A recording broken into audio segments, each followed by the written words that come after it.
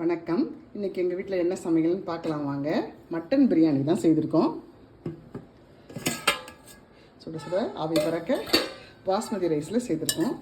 ரொம்ப அருமையாக வந்திருக்கு பாருங்கள். ரொம்ப நல்லா இருக்குது. 1 டம்ளர் ரைஸ் தான் இது. ரொம்ப நல்லா இருக்குது. அருமையாகவும் வந்திருக்கு. செம்ம வாசனைங்க. இது மெத்தட் எப்படி செய்யணும்னு கேட்டிங்கன்னா நான் உங்களுக்கு சொல்கிறேன். மட்டன் பிரியாணி, அடுத்து ஒயிட் ரைஸ். என்ன பிரியாணி சாப்பிட்டாலும் இந்த வெள்ளை சாதம் கொஞ்சம் ரசம் போட்டு சாப்பிட்லன்னா திருப்தியாக இருக்காது. ஒயிட் ரைஸ் கொஞ்சம், அதுக்கு மிளகு ரசம், சூப்பராக மணக்க மணக்க மிளகு ரசம். இந்த பிரியாணிக்கு நம்ம சைடிஷாக வந்து ரைத்தா சாப்பிட்றச்ச கலந்துக்கலான்னு வச்சுருக்குறோம். வெங்காயமும் தயிரும் போட்டு வச்சுருக்குறோம். சாப்பிட்றப்ப கலந்துக்கலாம். அது கூடவே சைடிஷ் வந்து மட்டன் மிளகு ஃப்ரை சூப்பராக இருக்குங்க. இது எல்லாமே 300 கிராம் மட்டனில் தான் நாங்கள் செய்யணும். மட்டனை நல்லா ஃபுல்லாக வேக வச்சுக்கிட்டு ஒரு 4 துண்டும் தண்ணியை மட்டும் போட்டு பிரியாணி செய்தாச்சு.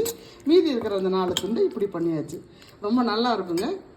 பிடிச்சவங்க ட்ரை பண்ணி பாருங்க. மட்டன் இல்லை, மட்டன் வாட்டர். இதில் வந்து மட்டன் தண்ணியும் சும்மா ஒரு 2-3 பீஸ் மட்டன் மட்டும்தான் இருக்கும். மட்டன் இதில் வறுத்துட்டோம். ஏன்னா வாங்கினதே 300 கிராம் தான். ரீஷியஸில் வாங்கினோம். இதுதான் இன்றைய எங்கள் சமையல். அனைவருக்கும் நன்றி, வணக்கம்.